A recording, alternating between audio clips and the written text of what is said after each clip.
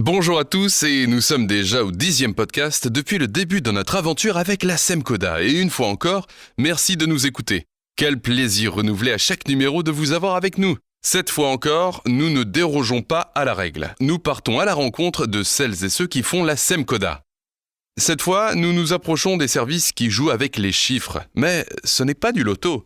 Nous avons la chance d'être accompagnés par Tiffaine. Bonjour. Qui est gestionnaire financier, et d'Amélie. Bonjour. Qui travaille au service facturation et charges locatives. Merci à vous deux de nous accorder quelques minutes. Vous avez chacune un parcours bien différent. Je vais d'abord vous laisser, vous, Tiffaine, vous présenter. Oui, merci. Alors effectivement, je suis gestionnaire financier à la SEMcoda depuis 9 ans maintenant. Le temps passe vite. Je ne viens pas de la finance au départ, j'ai un BTS comptabilité et j'ai connu plusieurs expériences dans des cabinets d'experts comptables ou en entreprise. Je suis tombée sur une annonce qui indiquait que la SEMcoda recrutait des gestionnaires financiers et qu'un BTS comptabilité était nécessaire. J'ai postulé et me voilà. Et pour vous, Amélie ? Moi, c'est totalement différent. Je suis à la SEMcoda depuis le 1er octobre 2024 en CDD. C'est récent. Auparavant, j'étais dans le commerce pendant 20 ans, dont 13 ans en téléphonie sur Bourg-en-Bresse.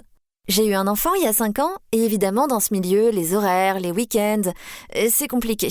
J'ai eu un vrai besoin de changement pour mon équilibre personnel. Et puis ma voisine m'a dit qu'elle travaillait à la SEMcoda et qu'il recrute au pôle back-office. J'étais curieuse de ce domaine, sans vraiment le connaître. Je me suis lancée, j'ai postulé, et ma vie a totalement changé. Tant que ça ? Honnêtement, c'était un peu inespéré. Je pensais pas, mais j'ai l'impression de m'être trouvé une vocation. J'ai toujours aimé un peu les chiffres, mais je n'avais jamais imaginé en faire mon métier. Et en fait, j'adore ça. Non pas qu'il faille forcément aimer les chiffres, mais avoir un sens logique et comprendre les choses, c'est important.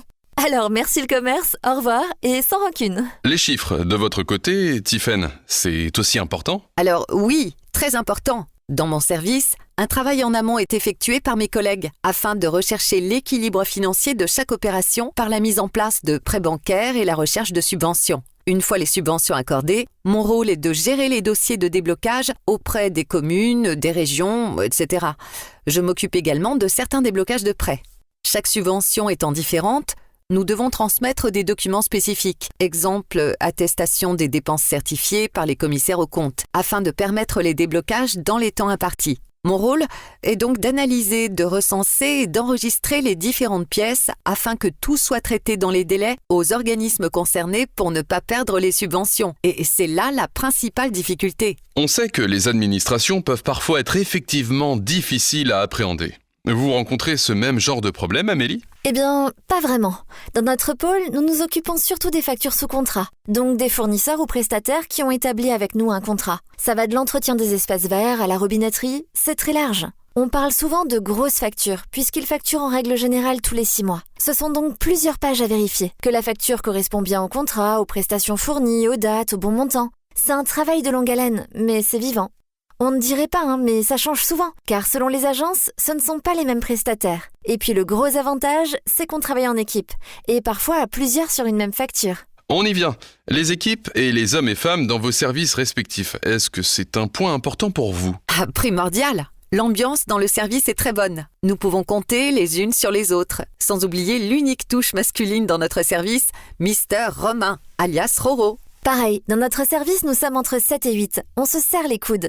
Tout le monde s'entend bien et on s'entraide au maximum. Ça fait d'ailleurs partie du processus de recrutement. On m'a demandé comment je me sentais au sein d'une équipe. Et ça prend tout son sens une fois en poste. Il faut vraiment qu'on travaille en équipe. Et je veux d'ailleurs les remercier pour l'intégration et l'accueil que mes collègues m'ont fait. L'ambiance a l'air au beau fixe, et c'est tant mieux. Mais du côté personnel, qu'est-ce que la SEMcoda vous apporte ? De la sérénité et un équilibre.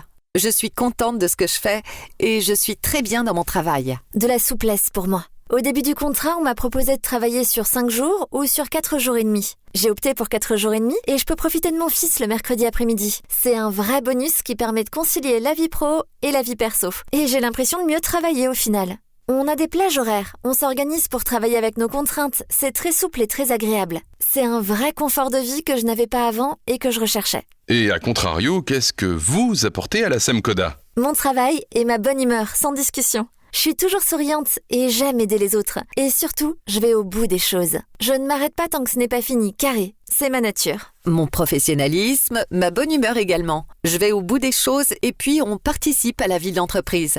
On a parlé de votre passé, de votre quotidien. Si l'on doit parler de l'avenir, qu'est-ce que l'on peut vous souhaiter ? Que mon contrat soit prolongé.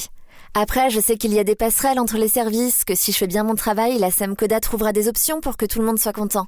Mais je suis confiante. Moi, je suis bien où je suis aujourd'hui. Je n'ai pas vocation à évoluer pour l'instant. En revanche, je sais que le jour où ce sera d'actualité, la SEM-Coda sera m'accompagner dans mon projet. C'est vraiment ce que l'on vous souhaite. Je vous remercie une nouvelle fois toutes les deux pour votre disponibilité et votre franchise. Quant à nous, j'espère que ces témoignages vous auront éclairé sur les différents services qui composent la SEM-Coda, mais aussi et surtout sur celles et ceux qui les font vivre. Avec pourquoi pas cette petite phrase qui s'allume en chacun d'entre nous, la SEM-Coda et pourquoi pas moi. Merci et à bientôt.